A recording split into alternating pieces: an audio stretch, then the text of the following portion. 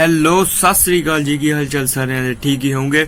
ਸੋ ਅੱਜ ਮੇਰਾ ਚੌਥੀ ਵੀਡੀਓ ਐਡਵਰਬ ਦੇ ਉੱਤੇ, ਜਿਹਦੇ ਵਿੱਚ ਮੈਂ ਐਡਵਰਬ ਤੇ ਪ੍ਰੈਪੋਜੀਸ਼ਨ ਨੂੰ ਡਿਫਾਈਨ ਕਰਾਂਗਾ। ਇਹ ਪਾਰਟਸ ਆਫ ਸਪੀਚ ਦੀ ਚੌਥੀ ਵੀਡੀਓ ਹੈ। ਸੋ ਤੁਸੀਂ ਦੇਖ ਸਕਦੇ ਹੋ ਕਿ ਐਡਵਰਬ ਕਹਿੰਦੇ ਕਿਹਨੂੰ ਆ। What is the meaning of adverb? Adverb is a word in which we add something, like we define verb. Okay, so verb ਮਤਲਬ ਸੈਂਟੈਂਸ ਦੇ ਵਿੱਚ ਕੀ ਕੰਮ ਹੋ ਰਿਹਾ ਉਹਨੂੰ ਹੋਰ ਇਲੈਬੋਰੇਟ ਕਰਕੇ ਦੱਸਣਾ। ਕਿ ਮੰਨ ਲਓ ਹੁਣ ਮੈਂ ਪੰਜਾਬੀ 'ਚ ਇੱਕ ਸੈਂਟੈਂਸ ਬਣਾ ਰਿਹਾ ਕਿ ਮੈਂ ਇਸ ਟਾਈਮ ਪੜ੍ਹਾ ਰਿਹਾ ਹਾਂ, ਠੀਕ ਹੈ। ਸੋ ਮੈਂ ਸੈਂਟੈਂਸ ਦੇ ਵਿੱਚ ਸਿਰਫ ਪੜ੍ਹਾ ਰਿਹਾ, ਕੰਮ ਦੱਸਿਆ, ਮੈਂ ਇਹ ਨਹੀਂ ਦੱਸਿਆ ਮੈਂ ਕਿਵੇਂ ਪੜ੍ਹਾ ਰਿਹਾ ਹਾਂ। ਮੈਂ ਬਹੁਤ ਹੀ ਘਟੀਆ ਪੜ੍ਹਾ ਰਿਹਾ ਹਾਂ। ਹੁਣ ਘਟੀਆ ਕੀ ਹੈ? ਇੱਕ ਹਿਸਾਬ ਦੀ ਵਿਸ਼ੇਸ਼ਤਾ, ਠੀਕ ਹੈ। ਲੇਕਿਨ ਇੱਕ ਹਾਸੇ ਦੇ ਤੌਰ ਤੇ ਮੈਂ ਤੁਹਾਨੂੰ ਦੱਸਿਆ ਹੈ। ਬਟ ਜੋ ਵੀ ਸੈਂਟੈਂਸ ਦੇ ਵਿੱਚ ਕਈ ਵੇਲੇ ਫਸਟ ਲੱਗ ਜਾਂਦਾ ਵਰਬ ਦੇ, ਕਈ ਵੇਲੇ ਬਾਅਦ ਵਿੱਚ ਲੱਗ ਜਾਂਦਾ। ਜੋ ਵੀ ਵਰਬ ਦੀ ਵਿਸ਼ੇਸ਼ਤਾ ਦੱਸੇ ਉਹਨੂੰ ਕਿਰਿਆ ਵਿਸ਼ੇਸ਼ਣ ਕਹਿੰਦੇ ਆ। ਸੋ ਇੱਥੇ ਤੁਸੀਂ ਦੇਖ ਸਕਦੇ ਐਗਜ਼ਾਮਪਲ, ਹੀ ਡਰੋਪਸ ਸਲੋਲੀ। ਉਹ ਬਹੁਤ ਹੀ ਸਲੋ ਕਾਰ ਚਲਾ ਰਿਹਾ ਹੈ। ਹੁਣ ਜੋ ਕਾਰ ਸਲੋ ਹੋਣਾ ਉਹਨੂੰ ਕਹਿੰਦੇ ਆ verb, ਠੀਕ ਹੈ। ਸੋ ਇੱਥੇ ਤੁਸੀਂ ਇਹ ਡੈਫੀਨੇਸ਼ਨ ਦੇ ਸਕਦੇ ਹੋ। Adverb often tell when, where, why or under what condition something happen and end with ly ਦੇ ਨਾਲ ਹੀ ਐਂਡ ਹੋਣਾ ਹੈ ਇਹ, ਠੀਕ ਹੈ। ਸੋ ਇੱਥੇ ਦੇਖ ਸਕਦੇ ਆ ਕਿ ਐਡਵਰਬ ਇੱਥੇ ਟਾਈਪਸ ਆ ਗਈਆਂ ਆ। ਐਡਵਰਬ ਆਫ ਮੈਨਰ ਮਤਲਬ ਕਿ ਕਿਸ ਮੂਡ ਨਾਲ, ਕਿਸ ਬੰਦੇ ਨਾਲ ਆਪਾਂ ਮੈਨਰ ਦੇ ਹਿਸਾਬ ਨਾਲ ਮਤਲਬ ਬੁਲਾ ਰਹੇ ਹਾਂ। ਸੈਡਲੀ ਆ, ਐਂਗਰਲੀ ਆ, ਠੀਕ ਹੈ, ਹੈਪਲੀ ਆ, ਜਾਂ ਫਿਰ ਰੂਡਲੀ ਆ, ਲਾਊਡਲੀ ਆ, ਫਲੂਐਂਟਲੀ ਆ, ਠੀਕ ਹੈ। So next adverb of place ਦੱਸਣਾ ਹੋਵੇ near, there, here, somewhere, inside, outside, ahead, top, high, bottom, etcetera. And adverb of time, yesterday, now, then, tomorrow, today, late, early, tonight, again and soon. ਸੋ ਇਹ ਤੁਸੀਂ word use ਕਰਕੇ adverb ਨੂੰ ਦੇਖ ਸਕਦੇ ਹੋ ਤੁਸੀਂ। ਮੈਂ ਤੁਹਾਨੂੰ ਇੱਕ ਗੱਲ ਕਹੂੰਗਾ, ਇੰਟਰਨੈਟ ਦੇ ਉੱਤੇ ਕ੍ਰੋਮ ਦੇ ਵਿੱਚ ਜਾ ਕੇ ਤੁਸੀਂ ਸਰਚ ਕਰ ਸਕਦੇ ਆ ਕਿ ਹਾਂ ਵੀ ਐਡਵਰਬ ਦੀ ਪ੍ਰੈਕਟਿਸ ਕਿੱਦਾਂ ਕਰਨੀ ਉਹ ਤੁਸੀਂ ਮਤਲਬ ਤੁਸੀਂ ਘੰਟੇ ਇੱਕ ਵੀ ਜਾਣੀ ਹਾਰਡ ਵਰਕ ਇਹਦੇ ਉੱਤੇ ਕੌਨਸੈਂਟਰੇਸ਼ਨ ਨਾਲ ਕਰ ਲਿਆ ਤੇ ਤੁਸੀਂ ਬਹੁਤ ਵਧੀਆ ਤਰੀਕੇ ਨਾਲ ਐਡਜੈਕਟਿਵਸ ਐਡਵਰਬ ਸਮਝ ਜਾਓਗੇ। ਸੋ ਅੱਗੇ ਦੇਖ ਸਕਦੇ ਹੋ adverb of frequency, often, sometimes, usual, frequent, seldom, daily, again and again, generally, occasional and never, etc. ਸੋ ਇਹ ਟਾਈਪ ਸੀ ਤੇ ਇਹਦੀ ਡੈਫੀਨੇਸ਼ਨ ਮੈਂ ਦੱਸਤੀ। ਐਡਵਰਬ ਬਹੁਤ ਹੀ ਇੰਪੋਰਟੈਂਟ ਹੈ, ਠੀਕ ਹੈ। ਤੁਸੀਂ ਇਹ ਜਿਹੜੀ ਪਾਰਟਸ ਆਫ ਸਪੀਚ ਦੀ ਸੀਰੀਜ਼ ਆ ਕੰਪਲੀਟ ਕਰਨ ਤੋਂ ਬਾਅਦ ਮੈਂ ਆਇਲਸ ਦੀ ਸੀਰੀਜ਼ ਸਟਾਰਟ ਕਰੂੰਗਾ। So next on preposition ਸਮਝਾਉਂਗਾ।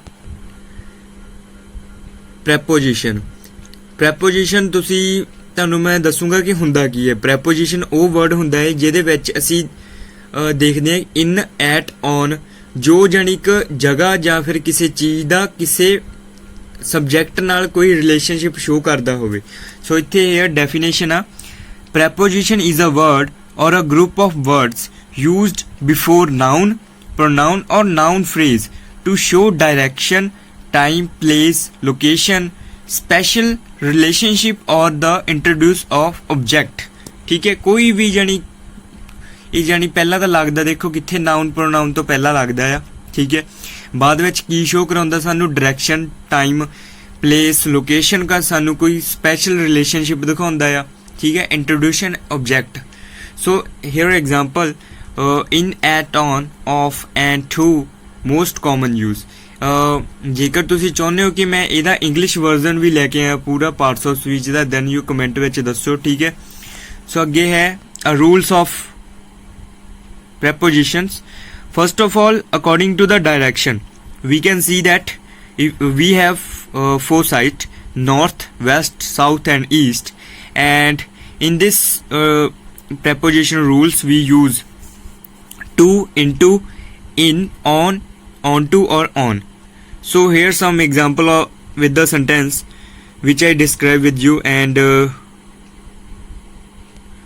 here some are the examples. She drove to the store. So next sentence, do not ring the doorbell, come right into the house. And then again, drive onto the grass and pick the car there, park the car there. Okay, so ਇੱਥੇ ਜਾਣੀ ਦੱਸਿਆ ਹੋਇਆ ਕਿ to, into, in, on to ਤੇ on ਦਾ ਆਪਾਂ direction ਦੇ according ਕਿੱਦਾਂ ਜਾਣੀ ਕਿ ਆਪਾਂ ਇੱਥੇ ਯੂਜ਼ ਕਰਨਾ ਹੈ। ਠੀਕ ਹੈ, ਸੋ ਡਾਇਰੈਕਸ਼ਨ ਦੇ ਅਕੋਰਡਿੰਗ ਇੱਥੇ ਟੂ, ਇਨਟੂ ਤੇ ਔਨ ਟੂ ਦਾ ਆਪਾਂ ਯੂਜ਼ ਕਰ ਤੁਹਾਨੂੰ ਦੱਸਦਾ। ਇੱਕ ਤੁਸੀਂ ਹੋਰ ਫਰਦਰ ਇਨਫੋਰਮੇਸ਼ਨ ਲੈਣੀ ਤੇ ਤੁਸੀਂ ਆਪਣੇ ਕਰੋਮ ਤੇ ਜਾ ਕੇ ਸਰਚ ਕਰ ਸਕਦੇ ਆ। ਠੀਕ ਹੈ, ਕਿ ਕਿੱਦਾਂ ਇਹਨਾਂ ਦਾ ਯੂਜ਼ ਕੀਤਾ ਹੋਇਆ ਹੈ। ਸੋ ਇੱਥੇ ਤੁਸੀਂ ਅਗਲੀ ਦੇਖ ਸਕਦੇ ਆ ਟਾਈਪ ਕਿ on time, on time basis ਤੇ ਆਪਾਂ ਪ੍ਰੈਪੋਜੀਸ਼ਨ ਕਿਹੜੇ ਯੂਜ਼ ਕਰਦੇ ਆ। ਇਨ, ਐਟ ਤੇ ਔਨ ਆਪਾਂ ਟਾਈਮ ਦੇ ਅਕੋਰਡਿੰਗ ਯੂਜ਼ ਕਰਦੇ ਆ, ਟਾਈਮ ਲਈ ਯੂਜ਼ ਕਰਦੇ ਆ। ਯੂਜ਼ ਇਨ, ਯੂਜ਼ ਕਿੱਥੇ ਹੁੰਦਾ, ਇਨ ਕਿੱਥੇ ਯੂਜ਼ ਹੁੰਦਾ, ਮੰਥ, ਈਅਰ ਤੇ ਸੀਜ਼ਨਸ ਦੇ ਲਈ ਯੂਜ਼ ਹੁੰਦਾ ਆ। ਸੋ ਐਗਜ਼ਾਮਪਲ ਦੇਖ ਸਕਦੇ ਆ, he reads in the evening, the weather is cold in December, she was in 1996 ਸੀ। ਠੀਕ ਆ, ਕੰਮ ਹੋਈ ਸੀ ਜਾਂ ਗਿਆ ਸੀ। we rake leaves in the fall। ਠੀਕ ਹੈ, ਸੋ ਤੁਸੀਂ ਦੇਖ ਸਕਦੇ ਆ ਕਿ ਇਨ, ਐਟ, ਔਨ ਦਾ ਅਸੀਂ ਯੂਜ਼ ਕਾਹਦੇ ਲਈ ਕਰਦੇ ਆ, ਮੰਥ, ਈਅਰ ਤੇ ਸੀਜ਼ਨਸ ਲਈ ਮਤਲਬ ਇਨ, ਐਟ, ਔਨ ਦਾ ਵੀ ਯੂਜ਼ ਕਰਦੇ ਆ। ਸੋ ਅੱਗੇ ਦੇਖ ਸਕਦੇ ਐਟ ਦਾ ਯੂਜ਼ ਆਪਾਂ ਕਿੱਦਾਂ ਕਰਨਾ, time of a day, like noon, night and midnight. ਠੀਕ ਆ, ਸੋ ਐਗਜ਼ਾਮਪਲ ਹੈ ਥੱਲੇ, I go to work at 8 o'clock, he eats lunch at noon, they go to bed at night। so at ਦਾ ਜਾਨੀ use ਆ ਉਹ ਨੂਨ, night and midnight ਲਈ ਅਸੀਂ use ਕਰ ਸਕਦੇ ਆ। ਔਨ ਦਾ ਯੂਜ਼ ਅਸੀਂ ਕਿੱਦਾਂ ਕਰਦੇ ਆ, ਡੇਜ਼ ਲਈ ਯੂਜ਼ ਕਰਦੇ ਆ, ਜਿੱਦਾਂ ਕਿ I work on Saturday, he does. So next example ਦੇ ਸਕਦੇ, he does not have shoot on Wednesday, ਕਿ ਮਤਲਬ ਵੈਡਨਸਡੇ ਉਹਨਾਂ ਦਾ ਸ਼ੂਟ ਹੈ ਨਹੀਂਗਾ। ਠੀਕ ਹੈ, ਸੋ ਇਹ ਨੇ ਟਾਈਮ ਦੇ according in, at, on the ਵਰਤੋਂ। ਠੀਕ ਹੈ, ਸੋ ਅੱਗੇ ਹੋਰ ਡਿਫਾਈਨ ਮੈਂ ਤੁਹਾਨੂੰ ਕਰਦਾ ਹਾਂ ਕਿ ਕਿੱਦਾਂ ਹੋਰ ਯੂਜ਼ ਹੁੰਦਾ ਹੈ ਪ੍ਰੈਪੋਜੀਸ਼ਨ। ਜੇਕਰ ਤੁਸੀਂ ਹੋਰ ਟਾਈਮ ਨੂੰ ਵਧਾਉਣਾ ਆ, ਟਾਈਮ ਦੇ ਅਕੋਰਡਿੰਗ ਹੋਰ ਇਹਦੇ ਵਿੱਚ ਕੁਝ ਐਡ ਕਰਨੇ ਪ੍ਰੈਪੋਜੀਸ਼ਨ ਤੇ ਹੇਅਰ ਐਗਜ਼ਾਮਪਲ ਆ ਕੁਝ ਹੋਰ, since, for, by, during, from, until, with and within. So ਦੇਖ ਸਕਦੇ ਆ, ਮੈਂ ਵੀਡੀਓ ਪੌਜ਼ ਫੋਕਸ ਕਰਦਾ, ਤੁਸੀਂ ਸਕਰੀਨਸ਼ਾਟ ਲੈ ਕੇ ਲਿਖ ਸਕਦੇ ਹੋ ਆਪਣੀ ਕਾਪੀ ਤੇ। ਸੋ ਇੱਥੇ ਪਲੇਸ ਦੇ ਅਕੋਰਡਿੰਗ ਆਪਾਂ ਪ੍ਰੈਪੋਜੀਸ਼ਨ ਕਿੱਦਾਂ ਯੂਜ਼ ਕਰਦੇ ਆ। ਠੀਕ ਹੈ, ਉਹ ਦੇਖ ਸਕਦੇ ਆ, ਦ ਪੁਆਇੰਟ ਇਟਸੈਲਫ, ਦ ਖੁਦ ਦਾ ਜਾਨੀ ਕੋਈ ਵੀ ਆਪਾਂ ਜਾਨੀ ਯੂਜ਼ ਕਰਨਾ ਹੋਵੇ ਇਨ, ਉੱਥੇ ਯੂਜ਼ ਹੋਣਾ। ਐਟ ਕਿੱਥੇ ਯੂਜ਼ ਹੋਣਾ, ਦ ਜਰਨਲ ਵਿਕਨਿਸਿਟੀ। ਓਕੇ, ਔਨ ਕਿੱਥੇ ਹੋਣਾ, ਦ ਸਰਫੇਸ, ਫਰਸ਼, ਇਨਸਾਈਡ, ਅੰਦਰ ਜਾਨੀ ਕਿਤੇ ਯੂਜ਼ ਹੋਊਗਾ। ਠੀਕ ਆ, ਸੋ ਐਗਜ਼ਾਮਪਲ ਆ, they will meet in the lunch room. ਠੀਕ ਹੈ, ਲੰਚ ਰੂਮ ਦੇ ਵਿੱਚ ਉਹ ਮਿਲੇ। She was running or waiting at the corner, she left his phone on the bed, on ਕਿੱਥੇ ਯੂਜ਼ ਹੋਇਆ, ਉੱਤੇ। place the pen inside the drawer। ਠੀਕ ਹੈ, inside ਮਤਲਬ ਅੰਦਰ ਹੁੰਦਾ ਕਿ। ਸੋ ਇੱਥੇ ਤੁਸੀਂ ਦੇਖ ਸਕਦੇ ਇਹਨਾਂ ਦਾ ਜਾਨੀ place ਦੇ ਅਕੋਰਡਿੰਗ ਯੂਜ਼ ਹੋਇਆ ਆ, in, at, on। Mostly preposition ਕਿਹੜੀਆਂ ਯੂਜ਼ ਹੁੰਦੀਆਂ, in, at, on। ਸੋ ਤੁਸੀਂ ਕਨਫਿਊਜ਼ ਨਹੀਂ ਹੋਣਾ ਹੈਗਾ।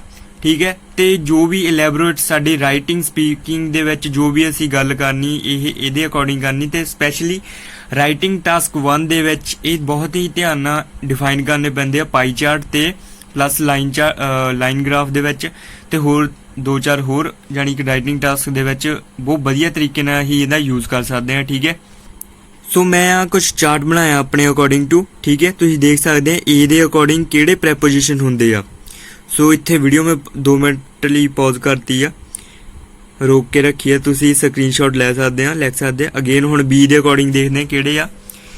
ਬੀ ਦੇ ਅਕੋਰਡਿੰਗ ਸਾਡੇ ਕੋਲ ਇਹ ਪ੍ਰੈਪੋਜੀਸ਼ਨ ਬਣਦੇ ਨੇ। ਠੀਕ ਹੈ, ਹੁਣ ਸੀ ਦੇ ਅਕੋਰਡਿੰਗ ਡੀ ਦੇ, ਈ, ਐਫ ਤੇ ਆਈ ਦੇ ਅਕੋਰਡਿੰਗ ਸਿੱਧੇ ਇਸ ਜਾਨੀ ਸਾਡੇ ਕੋਲ ਪ੍ਰੈਪੋਜੀਸ਼ਨ ਬਣਦੇ ਨੇ, ਤੁਸੀਂ ਦੇਖ ਸਕਦੇ ਹੋ। ਸੋ ਐਲ, ਐਮ, ਐਨ ਇਹਦੇ ਅਕੋਰਡਿੰਗ ਇਹ ਬਣਦੇ ਤੇ ਓ ਦੇ ਅਕੋਰਡਿੰਗ। ਸੋ ਇਹ ਸਾਰੇ ਮੈਂ ਡਿਫਾਈਨ ਕਰ ਦਿੱਤੇ ਨੇ। ਅੱਗੇ ਮੈਂ ਹੋਰ ਕਰਦਾ, ਐਸ ਯੂ ਦੇ ਅਕੋਰਡਿੰਗ ਕਿਹੜੇ ਉਹ ਬਣਦੇ ਨੇ ਪ੍ਰੈਪੋਜੀਸ਼ਨ, ਤੁਸੀਂ ਦੇਖ ਸਕਦੇ ਹੋ। ਦੈਨ ਯੂ ਤੇ ਡਬਲਯੂ, ਵੀ ਤੇ ਡਬਲਯੂ, y and versus, with regards to, within and without to.